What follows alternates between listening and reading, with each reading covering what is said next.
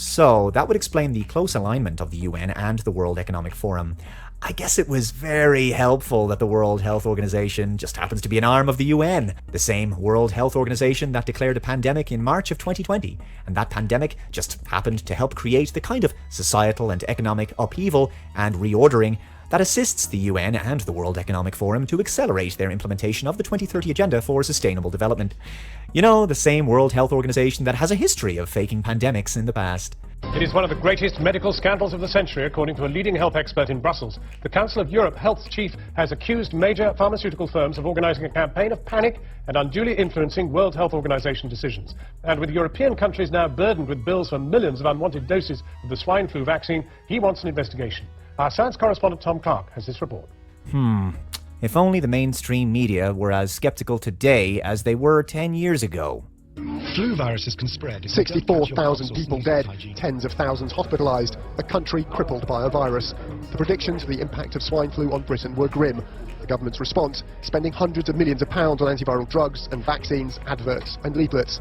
But 10 months into the pandemic, only 355 Britons have died, and globally, the virus hasn't lived up to our fears. Were governments misled into preparing for the worst? Politicians in Brussels are now asking for an investigation into the role pharmaceutical companies played in influencing political decisions that led to a swine flu spending spree. There must be a process to get more transparency, how the decisions in the WHO, how they function, and who is influencing the decisions of the WHO, and what is the role of the pharmaceutical industry there. I'm very suspicious about the processes which are behind this pandemic. The Council of Europe Committee want the investigation to focus on the World Health Organization's decision to lower the threshold required for a pandemic to be formally declared. Is anyone else getting a very strong sense of déjà vu here? The world is now at the start of the 2009 influenza pandemic. When this happened in June last year, governments had to activate huge pre-prepared contracts for drugs and vaccines with manufacturers. They also want to probe ties between key WHO advisors and drug companies. All I can say is, memories are very short. Who is deciding what the risk is? Is it the pharmaceutical companies who want to sell drugs, or is it someone making a decision based on the perceived danger? In this case, it appears that the danger was vastly exaggerated. And was it exaggerated by the pharmaceutical companies in order to make money? Sounds like the World Health Organization has cried wolf before, but this time, for some reason, they were successful. Anyway, let's move on. The following video was uploaded to the World Economic Forum YouTube channel on October 20th, just a week ago. COVID-19 is one of the biggest crises of our time. It has impacted every single one of us, shaken our social systems, and disrupted every sector of our economies. Yes, that's what Klaus Schwab has been saying the Fourth Industrial Revolution was going to do long before COVID-19 came along. Anyone who still thinks that the lockdowns, restrictions, economic destruction, and loss of freedoms has anything to do with the pandemic and not about transforming the world and human behavior to an entirely new social and economic paradigm seriously needs their head examined. The automation of work, combined with a global recession, led workers to lose their jobs at an accelerated pace compared to previous years. And this trend is expected to continue. The ongoing shift in the division of labor between humans, machines, and algorithms might displace 85 million jobs worldwide in the next 5 years. Of course, we could just stop all of this and decide that certain levels of automation are not good for human beings and will only benefit the supremely wealthy. While 97 million new roles, ones that are more adapted to this new task distribution, may emerge. By 2025, companies expect to displace roughly 6% of their total workforce. 1 in 2 workers will need reskilling, and those remaining in their current roles will need to update 40% of their skill set to adapt to the changing labor market. Wait, hold on a second. You started this video off by talking about COVID-19. A virus.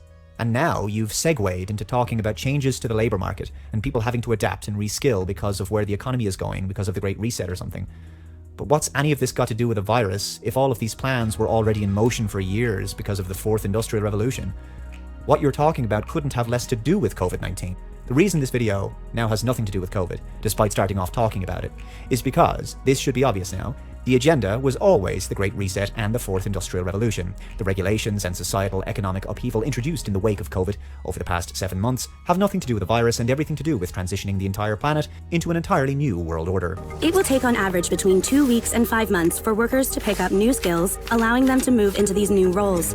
But data shows they won't need to have the perfect skill set to start transitioning. While 2/3 of employers expect to get a return on investment in employees' reskilling programs within just 1 year, governments will also need to step in to update and fund education and training systems, and to ensure displaced workers have adequate safety nets. With purposeful leadership and collaboration.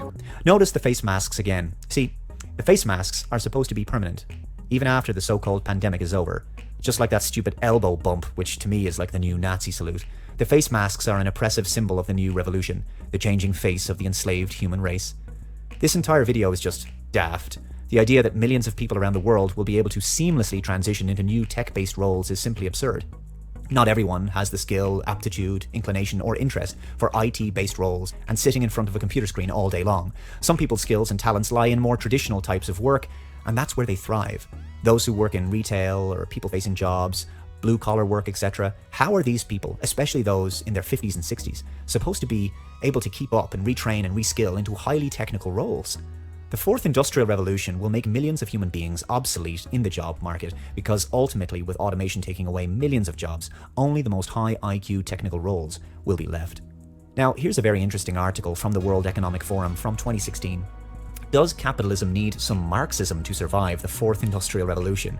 So let's have a read of this. Summer Davos returns to Tianjin, China next week with an almost apocalyptic feel as attending leaders and technology pioneers debate what life will look like following the robot-driven fourth industrial revolution. This is a recurring theme for the World Economic Forum, whose founder, Professor Klaus Schwab, made the term the title of his new book about the future of capitalism. Schwab believes that unmanaged, the fourth industrial revolution has the potential to decimate global employment levels. It's very creepy.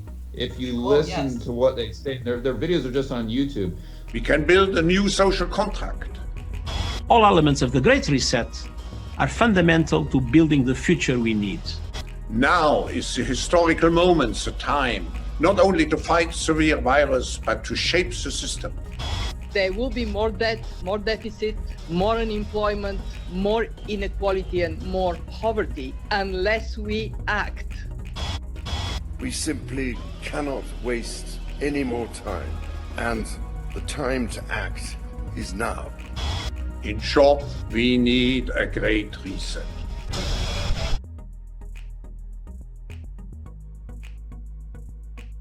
Today, under the new Great Reset, which is meant to reshape and re-engineer our entire society, or like what's outlined in this gigantic graph thingy about the Great Reset on the World Economic Forum website. You know what Klaus Schwab said in his book from 2018, Shaping the Fourth Industrial Revolution? Public-private data sharing agreements that break glass in case of emergency. These come into play only under pre-agreed emergency circumstances, such as a pandemic, and can help reduce delays and improve the coordination of first responders, temporarily allowing data sharing that would be illegal under normal circumstances. Wow, it's almost like he knew it was coming. In case any part of the Great Reset or the Fourth Industrial Revolution sounded similar to the UN's Agenda 2030 project, well, there's a good reason for that. This article is from June of 2019.